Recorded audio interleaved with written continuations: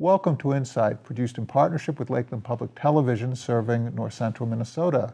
Today we are chatting with Laura Setter of Region 2 Arts Council.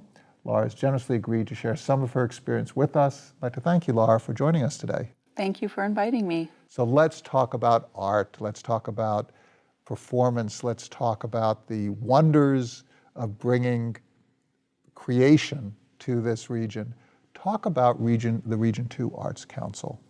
Well, what I can tell you is that we are part of 11 regional arts councils in the state. So we just make up a portion of the force that is helping to support artists and creative ideas here in Minnesota.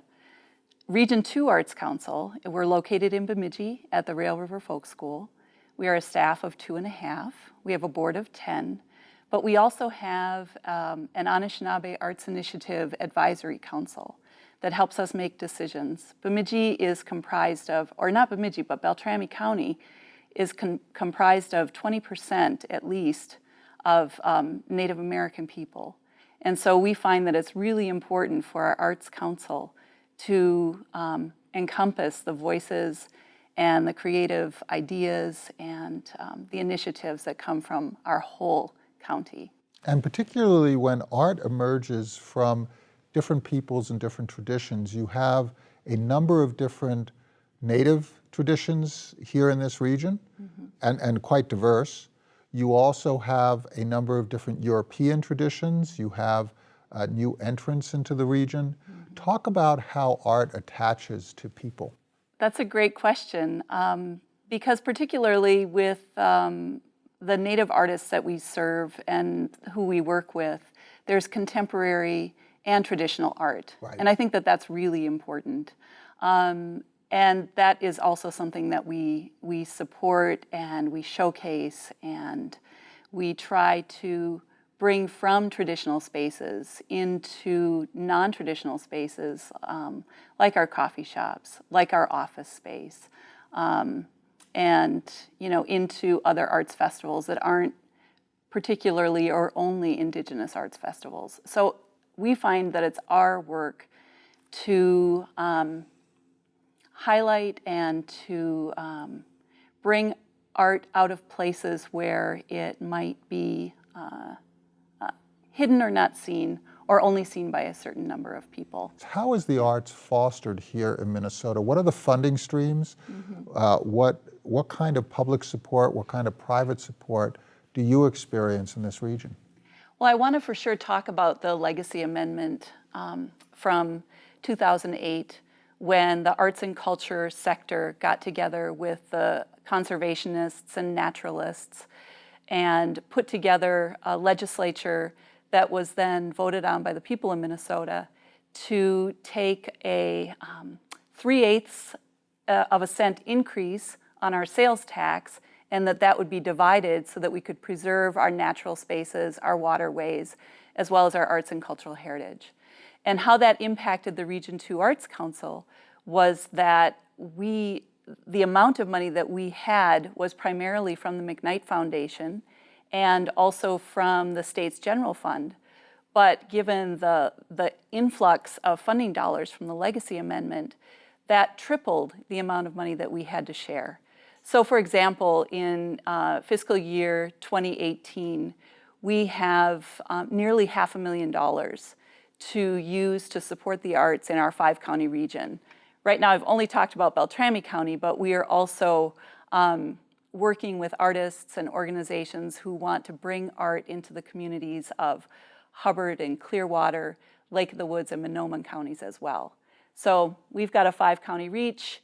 We have a total of about $440,000 to work with, and the legacy appropriation really made that amount possible.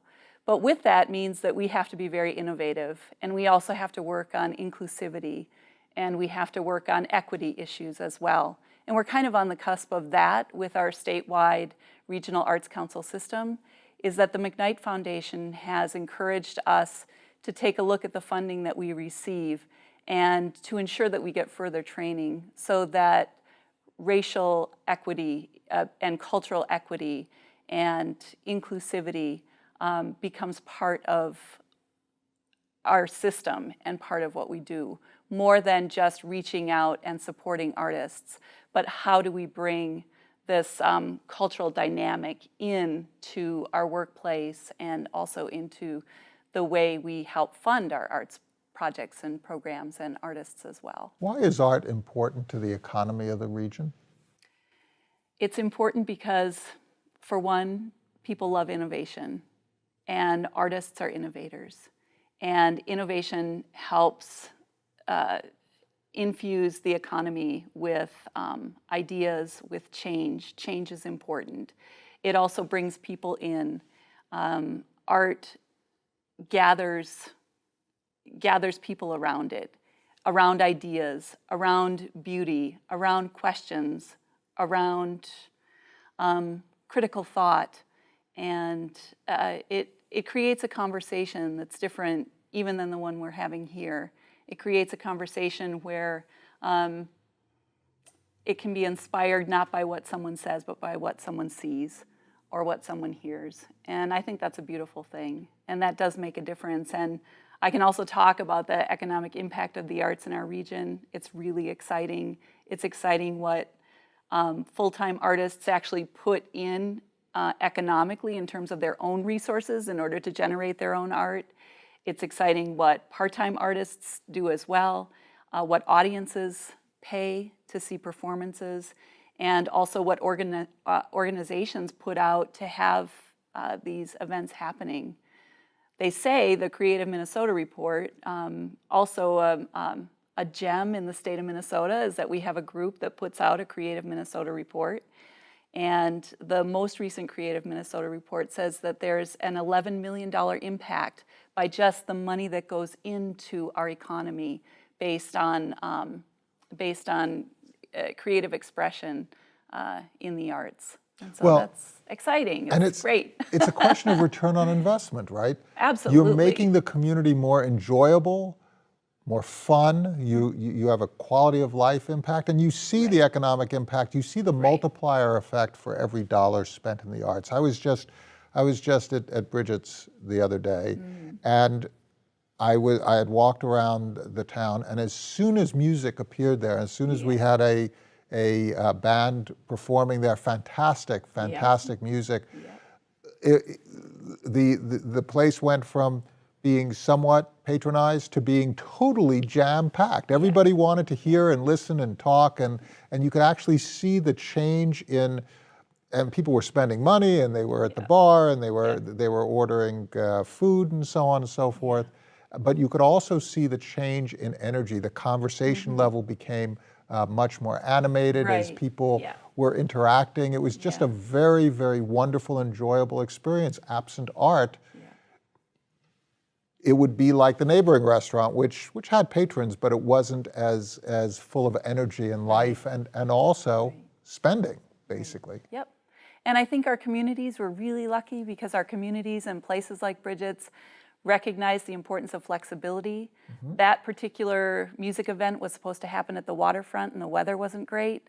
And so it just, boom, went into Bridget's, was there, was able to be created, and it happened. It was spontaneous, and art brings about and I think encourages spontaneity of thought and just a change up in the energy. It's wonderful and welcoming.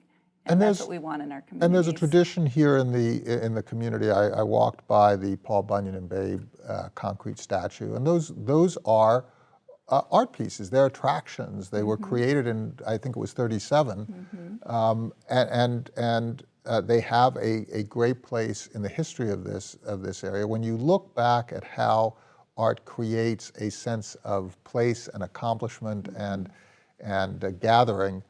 These kinds of effects have really been around for a long time. And I look at also the architecture of the area and the various facilities that are quite beautiful, and all of this attaches to the work that you do in Region 2. Absolutely, absolutely. We want it to, and there are initiatives that are cropping up completely on their own without Region 2, but we're part of the puzzle. And that's what's exciting. I don't know if you walked a little bit down the pathway towards the Chief Bemidji statue, or the Shane-Wishkung statue is what he's called. But that was a public art project that was a true convergence of cultures and really thoughtfully well done with family members of Chief Bemidji and descendants, along with community members who had the awareness, the resources, and the desire to make a change, and also to change the presence of Chief Bemidji in our community. So it's really, it is exciting. We are so happy to be able to help where we can and support artists and arts initiatives, but also we're very happy to stand by and just be in awe of the things that people are doing and what they're creating, and just the manpower, the woman power that goes into taking a creative idea and turning it into something as beautiful as the Chief Bemidji statue, for example, or something as wonderful as a production at that the Bemidji Community Theater does, or the children's theater aspect of that, or just the ways people come together and the energy and care that they put into it. So, and having that balance of listening and sometimes standing up for a project, sometimes offering a helping hand for a project, but also sometimes standing aside when your help isn't necessary and just cheering on from the sidelines. Each of those different contributions are very meaningful for different projects and for different artists. Right. It has been so wonderful to hear about the work of Region 2. Larcetta, thank you so much for explaining the work of the Region 2 Arts Council, and thank you so much for your insights.